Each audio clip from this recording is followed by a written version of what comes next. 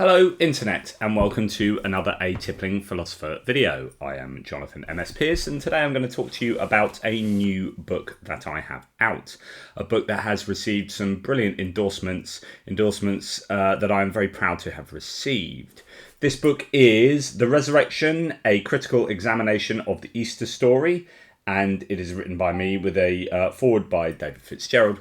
And this is a really, I think, comprehensive summary of the Easter story in terms of a skeptical analysis.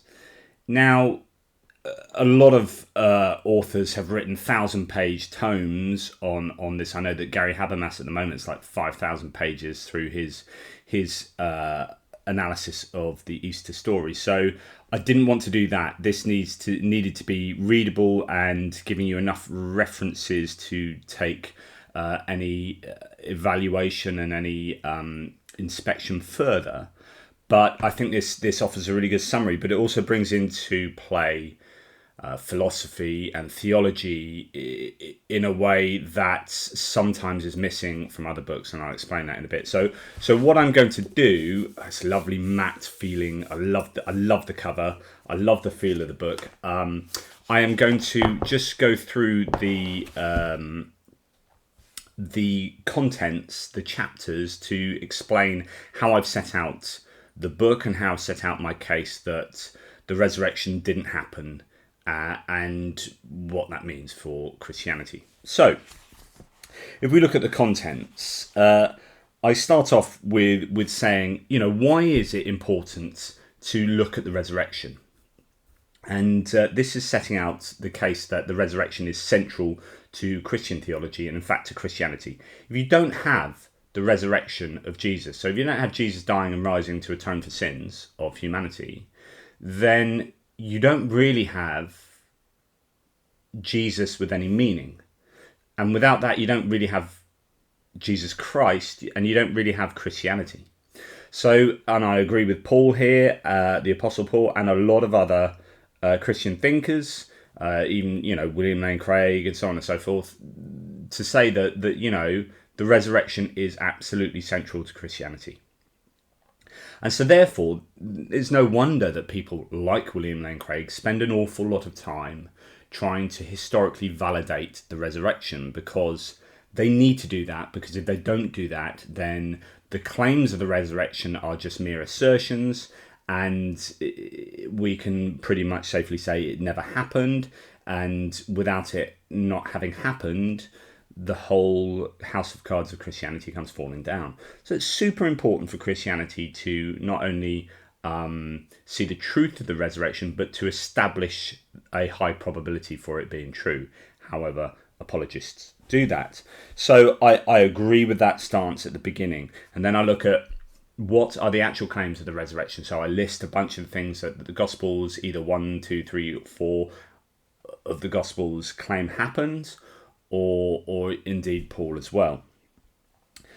So having done that, I'm sort of laying out the groundwork, and I then look at a bit of theology and philosophy. So I look at atonement. So I say, right, resurrection is about atonement. Jesus dying for a reason, and the reason is apparently to pay for the sins of humanity. How does that work? Turns out that Christians don't really agree on how it works, which is odd, because this is the raison d'etre. This is the reason that Jesus exists, right? And if you can't agree on why Jesus exists and how that works, then you're in a bit of trouble. So I look at all the different atonement theories and then sort of question, well, look, if God, do a bit of philosophy here, if God is omnipotent, omniscient, and omnibenevolent, how is it that God can create a humanity, design a humanity there, and then create, knowing what will come to pass if he has full divine foreknowledge? How is it that that's the case, and then God then requires some kind of payment for faults within his creation?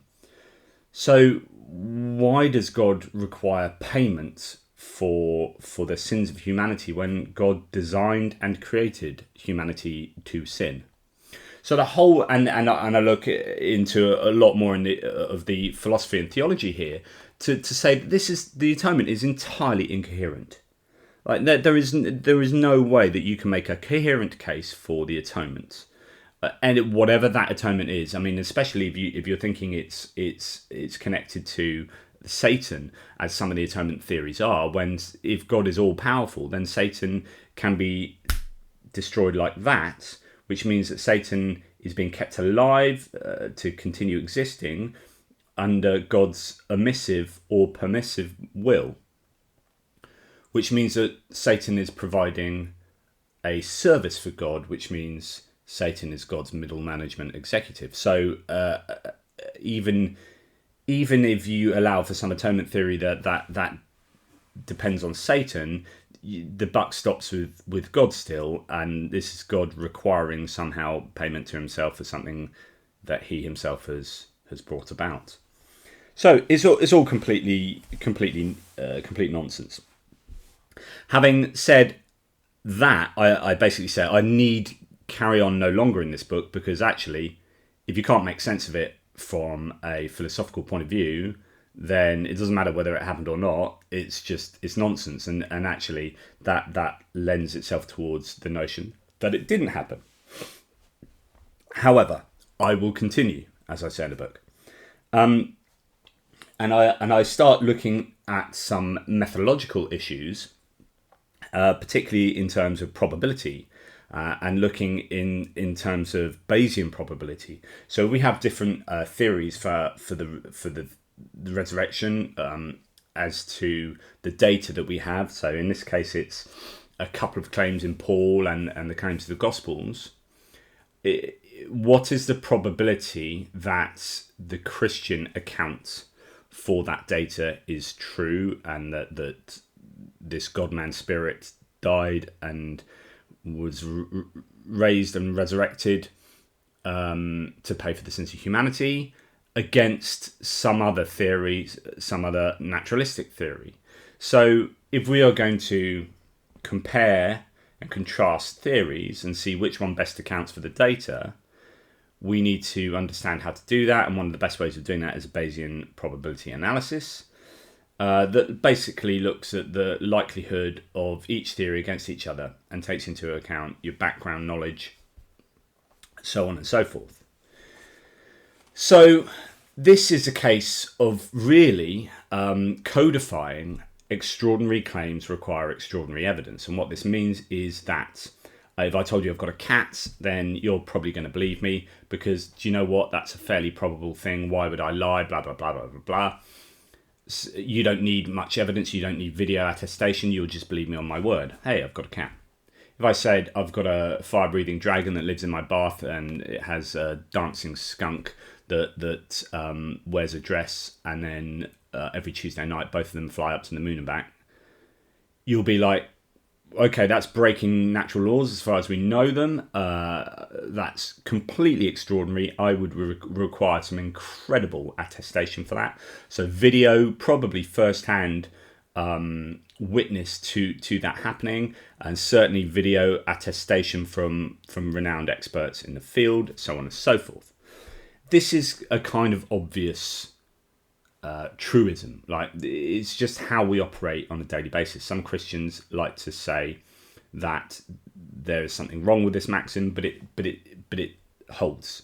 Okay, extraordinary claims require extraordinary evidence. You use this all day. When someone tells you something completely believable, you don't believe them unless they give you greater levels of evidence. Okay, so then it's a case of saying, okay, so I established that, and then the next chapter is the Gospels, an overview of the Gospels. In the context of, if you have extraordinary claims, you need really, really, really good evidence to overcome the very low probability of that happening. So if my claims about dragon living in my bath with a dancing skunk going to the moon and back every Tuesday is to be believed, I need extraordinary evidence to overcome the very low prior probability of that being true. So if you're making claims about a rising God-man spirit and a resurrection from being killed and all these outrageous claims around the Easter story, if you are to believe them as true claims, you need extraordinarily good evidence to overcome that very low probability. So the question is, are the Gospels extraordinarily good evidence? And I set out in this chapter that actually they've got very poor provenance. These are very, very poor sources of evidence. And I go on later to investigate the very explicit claims within the Gospels and within Paul. But just straight away, the Christian is in trouble because this is an extraordinary claim. It makes no sense theologically and philosophically. And the evidence upon which the truth of it is based is exceptionally poor. Trouble. We're in trouble. Or the Christian is in trouble. The next chapter looks at the claim that 75% of New Testament scholars believe in the truth of the empty tomb. And the empty tomb, this supposedly historical claim of the empty tomb, is one of the biggest evidences for the truth of the resurrection, so apologists will have you believe, and William Lane Craig amongst others make this 75% of New Testament scholars believe this is true. So I look at that claim quite explicitly and say, well, actually it's pretty dodgy maths anyway being done. You know, the provenance of the claim is dubious at best. 75% of New Testament scholars is actually very low. And this analogy you would find problematic. So why do you give credence to the 75% claim? And this analogy is almost 100% of Islamic scholars believe the claims of Muhammad are true. But that doesn't make that scenario, those stories, those claims any more true. In fact, 100% of biblical scholars, I would posit, believe the Islamic claims to be false. So trying to pin a percentage of people within that discipline believing something as correlating with actual truth is highly problematic. You have a selection bias of mainly Christians within Christian institutions, some of them who have doctrinal contracts to say. So Mike Lukonis said something against that position of truth. With regard, in his case, of a claim in Matthew, in the Gospel of Matthew, and he lost his job. So the claim that 75% of New Testament scholars believe in the truth of the empty tomb, therefore, is an indication of the truth of the empty tomb, is incredibly problematic. So I look at those claims and many other claims to do with or many other issues to do with that claim in that chapter. After that, I look at the claim in Matthew of earthquakes and saints parading around Jerusalem. So it's a really famous claim in the Gospel of Matthew that when Jesus died, there was an earthquake, it went dark, and then dead saints paraded around Jerusalem and everyone saw them. Except there's no other attestation to that, not only in the other Gospels, at least to the saints parading around particularly, and only a couple of the other Gospels have elements of the tearing of the temple veil and earthquakes and darkness and whatnot. But there is such an absence of evidence that we have a real problem here. So what I look at in that chapter is this idea that absence of evidence is evidence of absence, which is to say, and Christians often deny this, but if you don't have evidence for something, so Christians will say, well, if you don't have evidence for something, it doesn't mean it doesn't exist. Yeah, fair enough in general. Like, there's no evidence left today that I had a cup of tea yesterday. Absolutely no evidence. But that doesn't mean I didn't have a cup of tea. I did have a cup of tea. Yeah, fair enough. But you might not expect to see evidence because washing up is always done, the tea caddy's filled up, so on and so forth. So I wouldn't expect there to be evidence of me having a cup of tea yesterday remaining today. But where I do expect evidence for claim, for example, if I said, oh, there was an earthquake yesterday in Portsmouth, or 7.5 on a Richter scale, right? And I make that claim. And there's no evidence in any news report. There's no first-hand evidence of walking around Portsmouth and no crumbled buildings. absolutely no evidence from anyone else that an earthquake took place that was 7.5 on the Richter scale, then actually that's pretty good evidence that I am not telling the truth. So where we expect to see evidence, and there is none, this is a problem for a claim that depends on that evidence. So I look at the absence of evidence with regard to Matthew's claims, and then in the next chapter I apply that to Paul. So Paul makes a couple of claims about the resurrection, but generally doesn't say pretty much anything and says nothing about the empty tomb. What does this say about the truth of the claims made about the resurrection by Christians? Considering Paul, the earliest source, says virtually nothing about the resurrection and says absolutely nothing about many of the claims that the later gospel writers include, such as the empty tomb and the earthquakes and the saints parading and the women witnesses and so on and so forth. So does this suggest maybe that the later claims of the Gospels are basically legendary embellishments? Yes, I would say that is probably the safest conclusion, that those ideas didn't exist at the time of Paul writing. Otherwise, he would have included them in his letters convincing the Corinthians of one thing or another. So there you go. And then, so that's getting out some of the methodological issues in those chapters. And then the 10th chapter, I talk about the events leading up to the crucifixion. So this is where I look in detail at the gospel claims, particularly of the narrative, the Easter narrative, and then look at all the contradictions and all the historical inaccuracies and the ritualistic inaccuracies in terms of like the Jewish traditions of these claims, and say, well, what does this suggest? Does this suggest historical accuracy or gross historical inaccuracy? And if it suggests inaccuracy, what does this say about the truth of the resurrection claims? Does it look like a later embellishment added by writers who didn't necessarily have the requisite knowledge of what would have happened had this story had happened? So then I look at prophecies. The idea that so many of the claims in the Gospels, particularly in John actually, are a lot of going back into the Old Testament, taking out verses completely out of context and applying it to Jesus. So when Jesus' side is pierced, when they cast lots for his clothes, even though he's just been scourged and he's got bloody clothes, that somehow they want them.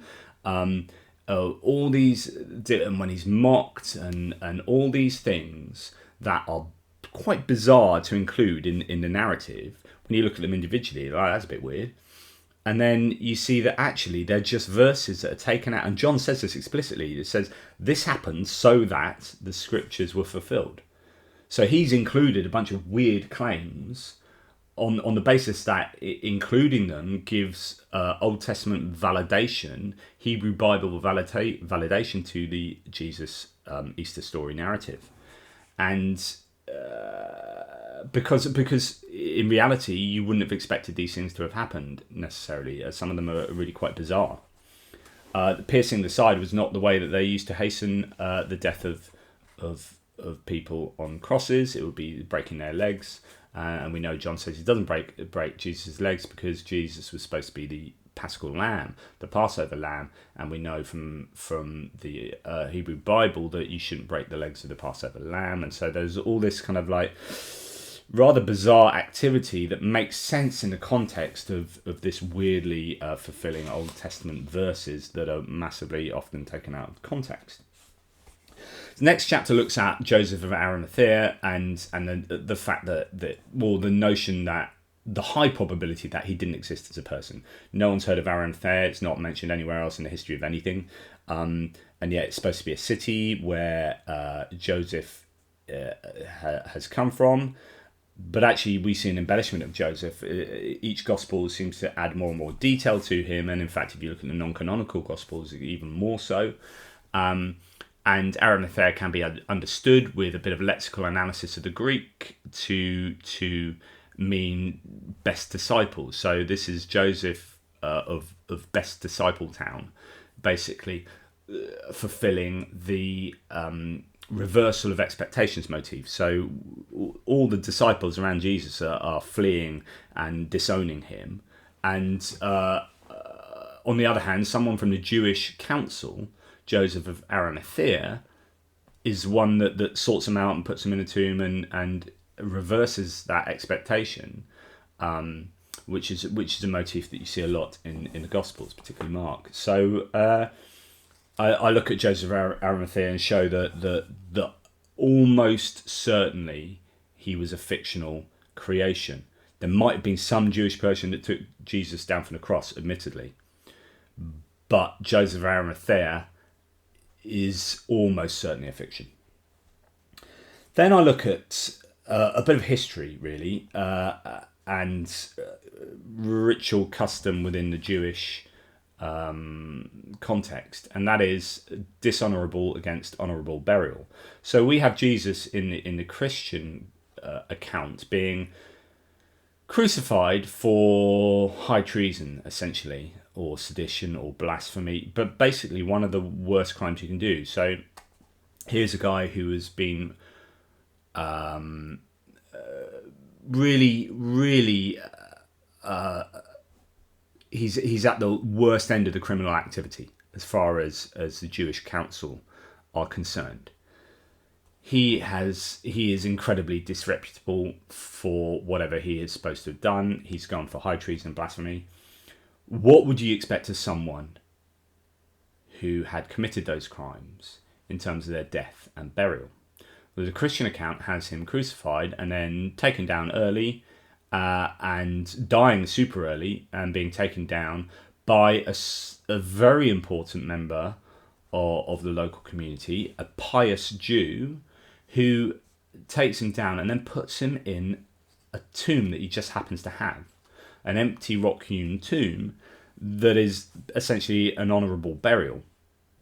And then at some point later, people come to that tomb to anoint the body again, or whatever it is the claims that the different Gospels have, and the body's not there. So he's resurrected.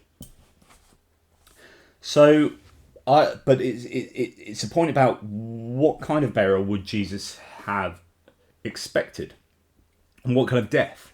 So it turns out that when you look at all the sort of Jewish texts of the time and what we know about the history of the time in the Jewish context, is that Jesus most probably would have been stoned to death and then possibly hung up on a cross for show, but certainly stoned, almost certainly stoned, and then either buried in a shallow grave, but probably in Jerusalem in a criminal's graveyard, a tomb complex involving a large amount of criminal bodies, and it would have been pretty much anonymous.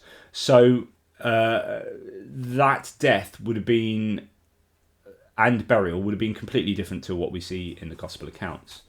And so it's looking rather like the Gospel accounts are indeed legendary embellishment. And you know, I think what best accounts for this, well, we'll come on to that. So I look at that and say, actually, what the Gospels claim as happening almost certainly didn't happen. It just wouldn't have happened like that. Then we have Matthew and Matthew only making, so the next chapter is on Matthew's tomb guards. And you have this story that only appears in Matthew, that there are guards posted at the tomb to make sure that Jesus' body wasn't stolen. And then they are witness Jesus resurrecting, or come to know that Jesus resurrected, and then they run back and tell their bosses, and their bosses bribe them not to tell anyone. And this is only in Matthew, so that's weird. What it rather looks like is that at the time of the Gospels being written, you would have had Jews pushing back, saying, what are you talking about, Jesus being resurrected? Surely it's much more likely, as I would say, much more likely the body was stolen. And then someone like Matthew going, oh, how can we rebut that argument? Okay, it wasn't stolen because there were guards at the tomb. but how? But you know, blah blah blah. But what about the? And then you have this back and forth. This story gets created in such a way that it rebuts every kind of position that a critical Jew might have of the resurrection story.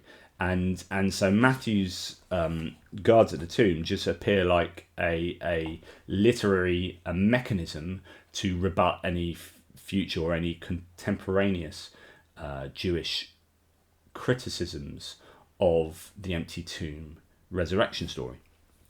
And the fact that they don't, the story doesn't appear in any other gospel is incredibly dubious.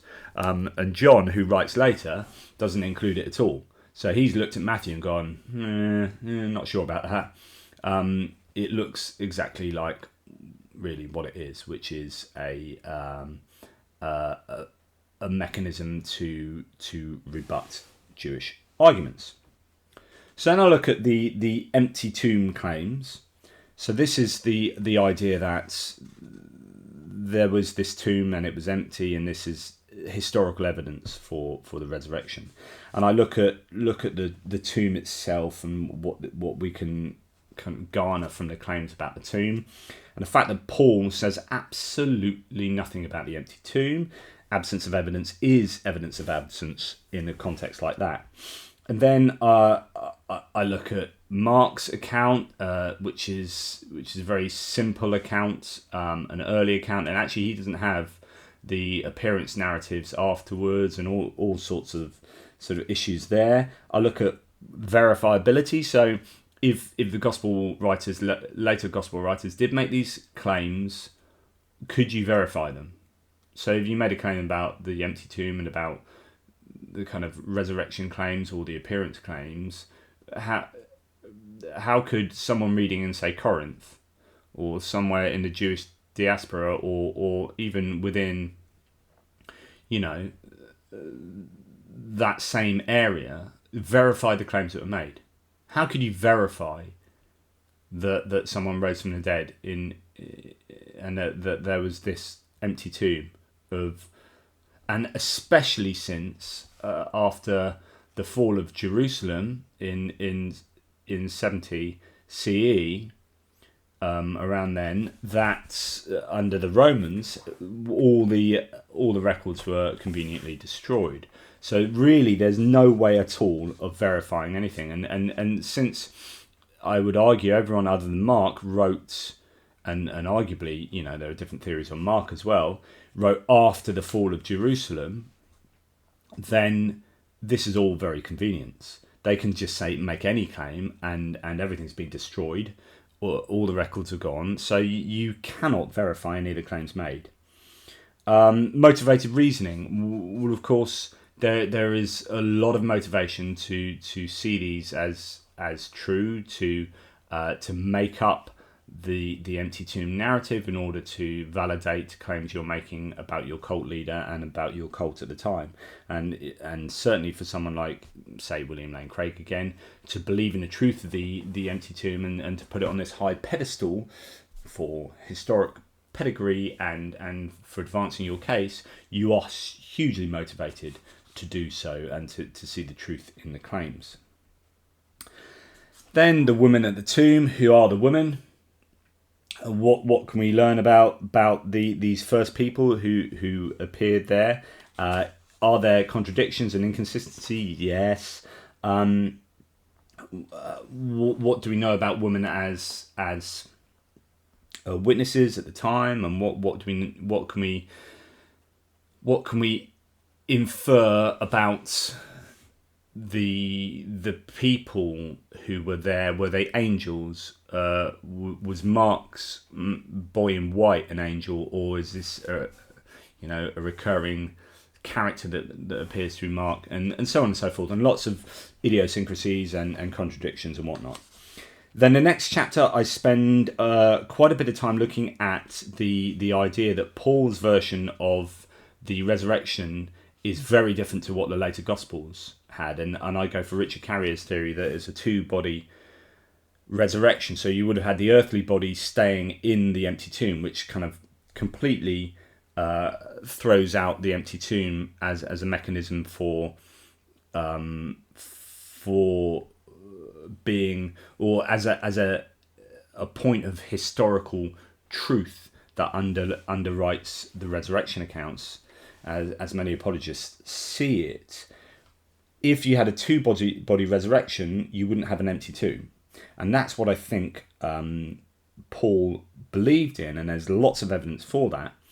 And also, and you can see that in his argument with the Corinthians, but it's also borne out by the fact that each progressive gospel after that makes a case for a very, very bodily resurrection, such that Jesus' body actually resurrected and left an empty space. And we know it's his body because, and when it gets to John, you've got Thomas poking that body. You've got him eating broiled fish. You've got him bizarre, like very bodily things happening. And this looks like a very pointed, all of these instances are very pointed cases of, look, this is a real body, everyone. This isn't what Paul thought. Our theology is different to what Paul thought. Paul thought it was a certain spiritual body that was like a second body resurrecting. And no, this was Jesus's actual body. So it's kind of against this almost Gnostic belief, and that's a dodgy term these days, but of a more spiritual body being resurrected. So I talk a lot about that because actually I think it fully invalidates, certainly from Paul's point of view, who's the earliest and most reliable source supposedly, invalidates the empty tomb thesis. Then I look into resurrection accounts and show that loads of the problems with the claims about the resurrection accounts. So I look at all of these claims about how Jesus appeared to X, Y, and Z, why some of these were problematic, what did they say theologically or symbolically, and what is the evidence for them, and were these claims verifiable, and are they verifiable now? And actually, did people want to verify them as well? And it didn't seem like there was an appetite to verify. People just seemed to believe no matter what they were told and how it was told. So there didn't seem to be an appetite for verifying, and neither was it possible to verify the claims. So what could underwrite the data of the claims of people seeing Jesus? And then I talk about hallucinations, which are very prevalent, certainly culturally and contextually there, especially when you're talking about grief and disappointment and anger and guilt, as all of these people would have been feeling. Then you're much more likely to hallucinate. We know that 13% of people in like modern Western societies hallucinate in some way after the death of someone. So, and in some cultures that's it's much higher, 40-something%. And so you can guarantee that some of his followers would have hallucinated, and that gets wrapped up into the legendary embellishment written down in the Gospels, so on and so forth. And then I investigate, getting towards the end, the lack of veneration in the tomb. So why did no one venerate this tomb? And what does that say about the truth of the claims of the empty tomb narrative? Finally, I get on to, well, what naturalistic explanations could there be? And I list a whole series of naturalistic explanations and kind of say, look, I don't really need to tell you what I believe, because virtually every single naturalistic claim has a higher probability of being true than the entire Christian narrative as reported in the Gospels and as believed by modern Christians. Of course, the Gospels are actually quite different in many claims. So that's obviously a lot of what I talk about in the book, the inconsistencies and contradictions and historical inaccuracies. So I then give a couple of accounts of how I think Jesus' death went and how the data can be explained, and say this has a much higher probability of being true than the Christian account. So therefore, not only does it not make philosophical and theological sense, it doesn't make historical sense. The stories are replete with all sorts of issues, contradictions and inaccuracies. I think not only is a prior probability exceptionally low, But the posterior probability, once we've looked at the evidence for the Christian narrative being true, the evidence is exceptionally poor. So we have a very low prior, very poor evidence, meaning that the posterior probability is just exceptionally low. Christians don't have an epistemic warrant to believe the resurrection accounts and to believe in the Easter story. And that is what I set out in this book. And without that, the Christian religion doesn't really get off the ground. And there you go. So I would really appreciate support for my work in grabbing yourself a copy from the internet somewhere. It's available hopefully pretty much everywhere. The Resurrection, a critical examination of the Easter story, and it's had so many wonderful endorsements by people who I really rate. A masterful analysis, a detailed, clear and very readable and overwhelming case, erudite and highly readable with devastating logic and clarity. This book is a goldmine. That last one was Dan Barker. So that's the book. Please support my work and grab yourself a copy. There's also a link to Richard Carey has just written a whole article on the book saying it's an absolute must-have. So that's really, really cool. I'm very happy with that. I'll put a link to that in the description. Please comment, like, subscribe, check out the stuff I do, check out my blog, check out my merchandise, and help me to just continue doing what I'm doing, which is being the skeptic I am and shouting about it. Take care. Question everything, apart from anything I say. Don't question that because... No, even question that. Obviously, that's what the comments are for.